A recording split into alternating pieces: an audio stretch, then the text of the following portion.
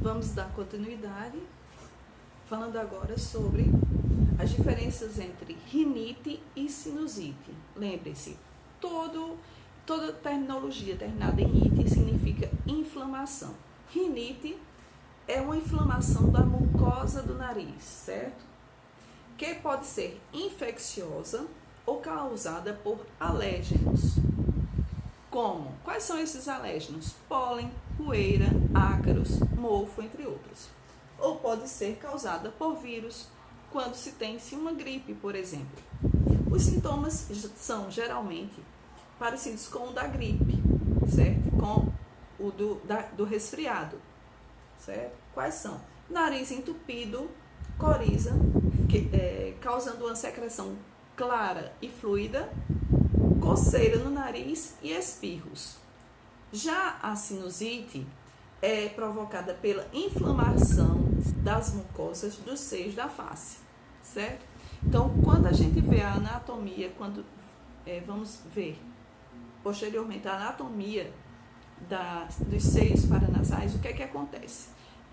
Internamente, por trás da derme e dos ossos, das cartilagens, essa parte essa região frontal e nos seios paranasais são regiões ocas, entendeu? Nos seios paranasais. Então, o que é que acontece? Às vezes, por devidos fatores, principalmente as questões alérgicas ou também o contato com algumas bactérias, certo? Pode acontecer que nesse local dos seios paranasais, na região frontal, aconteça a instalação de bactérias, principalmente bactérias que causam as inflamações dos seios paranasais, certo? Então, existe justamente a sinusite crônica e a sinusite aguda.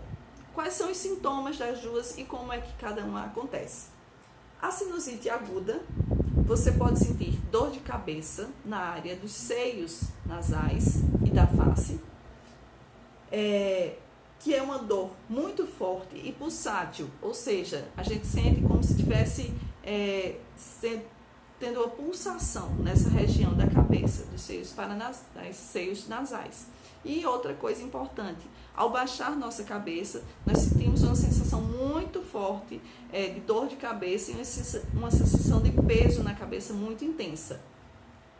Há também uma obstrução nasal com a presença de secreção.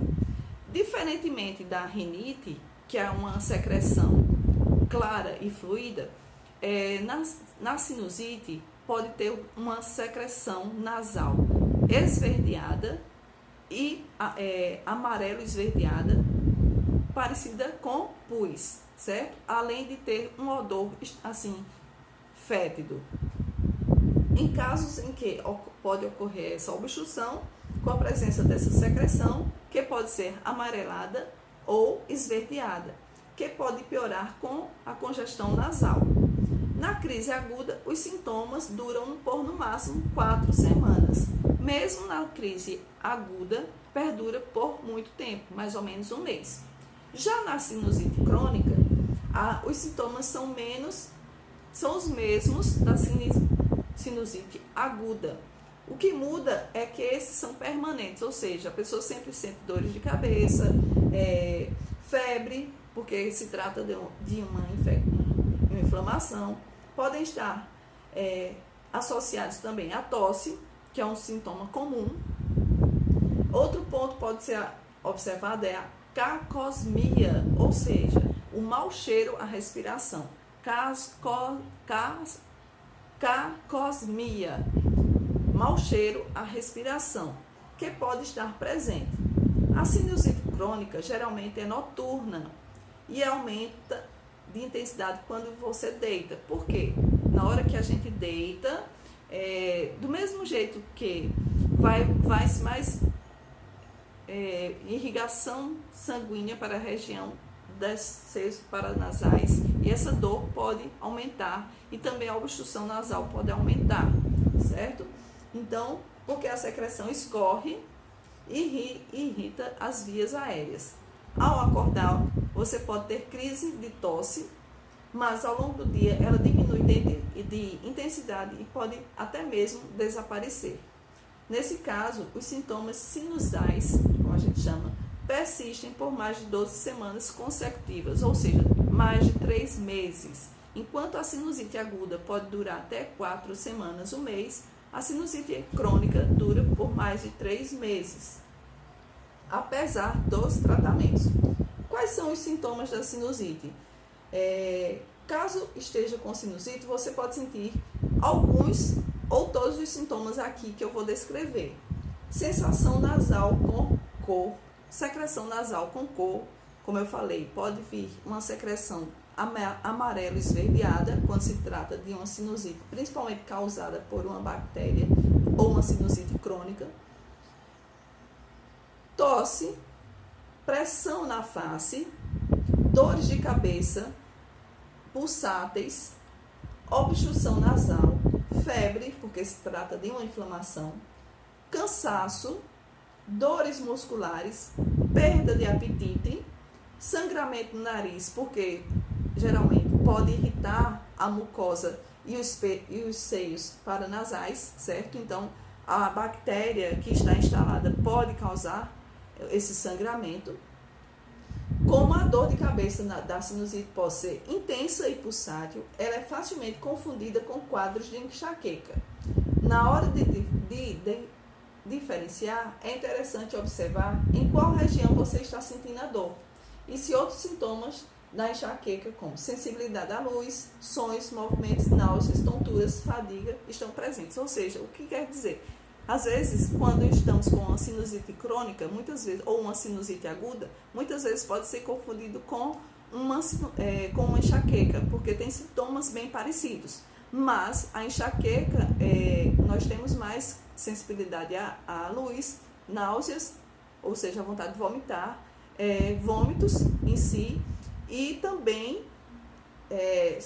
aos sons e à luz, né? Já na sinusite, não acontece esses sintomas, que é a questão da sensibilidade à luz e à tontura. Quais são as causas da sinusite? A sinusite, ou seja, a inflamação na mucosa, tem causas diversas, entre elas os agentes infecciosos, como pode ser as bactérias, fungos e os vírus.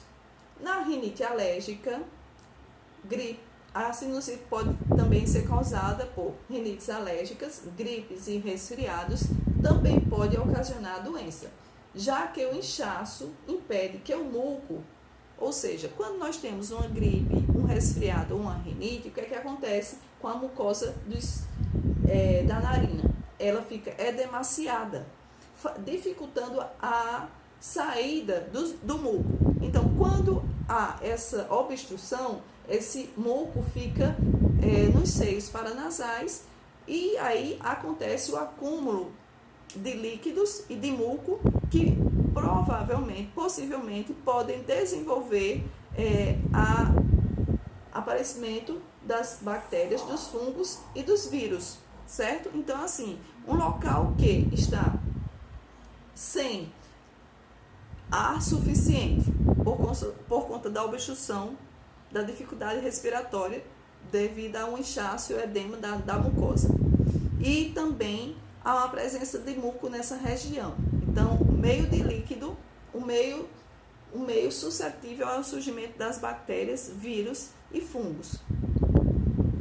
Outros fatores podem desencadear sinusite, como poluição ambiental, choques térmicos, ou seja, uma pessoa está no trabalho, num ar-condicionado direto, e de repente está muito calor fora do ambiente em que ela se encontrava anteriormente. Então, esse choque térmico pode causar uma sinusite aguda e, se não tratada, pode causar uma sinusite crônica. Corpo estranho nasal. Tipo, se alguém inalar alguma coisa estranha, pode também causar uma sinusite, porque causa uma inflamação dos seios paranasais. Alterações anatômicas do nariz. Quando a gente tem algum desvio do septo nasal, também pode ocasionar uma sinusite, certo? Com Como é feito o diagnóstico? O primeiro passo é procurar um médico, um otorrino ou um clínico geral. O profissional vai identificar a causa dos sintomas e por isso é importante que você relate tudo que sente quando está com suspeita de uma crise de sinusite. O médico vai examinar as vias aéreas por meio de um rinoscópio, que é o aparelho que ele justamente avalia através de de uma luz e profundamente coloca-se na narina e ele vai verificar mais internamente os seios paranasais, certo? E vai verificar se há assim a presença de muco, a consistência desse muco ele também pode observar, como também se os seios paranasais estão totalmente obstruídos. Às vezes é necessário solicitar uma endoscopia nasal, certo? Ou um exame de imagem dos seios da face. É por meio desse diagnóstico que o otorrino irá decidir qual é a melhor forma de tratamento, se o clínico ou o cirúrgico. Como aliviar os sintomas? Para tratar, independente de qualquer patologia do sistema respiratório, inicialmente, todas as medidas têm que se fazer o quê? O aumento da ingesta hídrica em todas as patologias do sistema respiratório. O que a gente mais recomenda, o que os médicos mais recomendam é que tenha-se a melhor ingesta hídrica, certo? Para fluidificar justamente esse muco, que ele fica muito grosso, certo? Então, quanto mais ingerir água e líquidos, melhor será. Então, para tratar a doença com o uso de medicamentos, é preciso primeiro consultar um especialista para saber qual a melhor indicação terapêutica medicamentosa adequada para o caso. Na maioria dos casos, os medicamentos como são os sprays nasais, os descongestionantes orais, corticoides e antibióticos podem ser receitados pelo médico. O uso do antibiótico é indicado para o tratamento da inflamação causada por infecção bacteriana, certo? Na sinusite crônica, em casos resistentes ao tratamento clínico com antibiótico, faz necessária uma intervenção cirúrgica. Como se é essa intervenção cirúrgica? Faz-se uma cirurgia, tipo uma brocagem de todo o resíduo que fica nessa cavidade, interiormente nessa cavidade. Então, faz tipo uma raspagem de todo o muco que fica endurecido nessa região, certo? Os descongestionantes tópicos podem causar uma obstrução nasal de rebote, ou seja, não é adequado usar direto aquele descongestionante nasal. A gente recomenda fazer mais a inalação ou colocar o soro fisiológico para fluidificar essas secreções, certo? E também pode causar taquicardia e elevação da pressão arterial quando usados ao longo prazo. E por isso não é recomendado na maioria dos casos, em especial em grávidas, crianças e idosos. Além disso, para aliviar os sintomas, é importante que você beba bastante líquido, pelo menos 2 litros de água por dia, manter o ambiente sempre limpo, aerado, ou seja, livre de bactérias, sempre ventilado, seco, certo? E sempre em contato com o sol para matar os ácaros e o mofo, certo? E evitar o acúmulo de poeira. Evitar estar em ambientes fechados com ar-condicionado, pois além de ressecar a mucosa, o ar-condicionado ele resseca as mucosas, certo? Do nariz e dos seios paranasais, dificultando a passagem de ar e também fazendo com que esses agentes infecciosos se proliferem, dificultando a eliminação da secreção e podendo espalhar os agentes infecciosos. Lavar o nariz com soro fisiológico, utilizando seringas ou os sprays de soro fisiológico. Fazer compressas quentes no rosto e dormir com a cabeça elevada para ajudar na drenagem das secreções, certo? Tomar banho quente e inspirar o vapor que sai da água pode ajudar a fluidificar o muco que está obstruindo as vias nasais. também pode usar o vaporizador para ajudar a fluidificar as substâncias, os fluidos que existem nas vias nasais, certo? Agora vamos falar sobre pneumonia. Pneumonia. O que é uma pneumonia? É uma infecção que se instala nos pulmões, podendo acometer a região dos alvéolos pulmonares. O que são os alvéolos? O que é que acontece nos alvéolos? Justamente as trocas gasosas. Então, alguns sintomas da doença são febre alta, acima de 37,5, tosse seca ou com catarro, de coloração amarelada ou esverdeada, falta de ar e dificuldade de respirar. Basicamente, as pneumonias são provocadas pela penetração de um agente infeccioso ou irritante, tais como bactérias, fungos, vírus e por reações alérgicas no espaço alveolar, como o tabagismo. Esse local deve estar sempre muito limpo, livre de substâncias que possam impedir o contato com o ar ou com o sangue, ou seja, aquela região intersticial que eu já falei anteriormente. A infecção é que inflama os sacos de ar em um ou ambos os pulmões, que podem ficar cheios de líquidos. Na pneumonia, os sacos aéreos, que são os alvéolos, podem ficar cheios de líquidos ou pus. A infecção pode ser fatal para qualquer pessoa, mas particularmente para bebês, crianças e pessoas com mais de 65 anos. Quais são os tipos que existem? Existe a pneumonia viral, que é uma pneumonia causada por um vírus que se instala nos pulmões, que pode acometer a região dos alvéolos pulmonares, onde desembocam as ramificações terminais dos brônquios e, às vezes, os interstícios, que eu falei anteriormente, que é justamente um espaço entre um alvéolo e outro. Basicamente, as pneumonias virais são provocadas pela penetração de um vírus no espaço alveolar, onde ocorre a troca gasosa. Esse local deve estar sempre muito limpo para evitar que haja o contato do sangue com o ar. Há também a pneumonia bacteriana, que é a mais comum, adquirida na comunidade pela população em geral. Algumas bactérias estão presentes em nosso nariz, boca, garganta, pele e sistema digestivo. Por isso, quando ocorre uma broncoaspiração, pode acontecer justamente uma pneumonia. Ou quando a imunidade cai. Pode haver também a pneumonia química, diferente das pneumonias mais conhecidas. A pneumonia química, chamada de pneumonite química, não é causada por vírus ou bactérias, mas sim pela inalação de substâncias agressivas ao pulmão, como a fumaça, agrotóxicos ou outros produtos químicos. Quando aspiradas, essas substâncias vão para os pulmões, inflamam a via aérea dos alvéolos, estruturas que fazem parte do transporte do oxigênio para o sangue. Essa inflamação pulmonar facilita o aparecimento de bactérias, podendo evoluir para uma pneumonia bacteriana. A pneumonia por fungos. A pneumonia por fungos é o tipo mais raro, porém é o mais agressivo.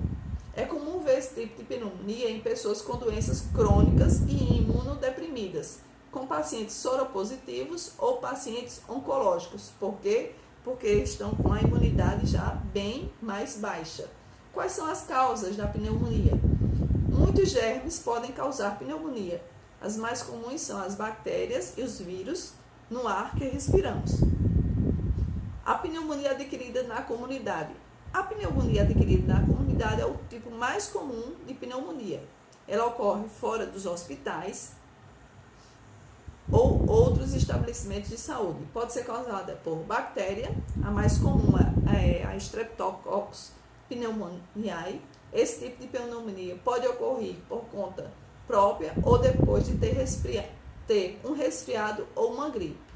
Pode afetar uma parte do pulmão, sendo assim chamada de pneumonia lombar. Outros podem causar organismos semelhantes a bactérias. O Mycoplasma pneumoniae, por exemplo, também pode causar pneumonia. Geralmente produz sintomas mais leves do que outros tipos.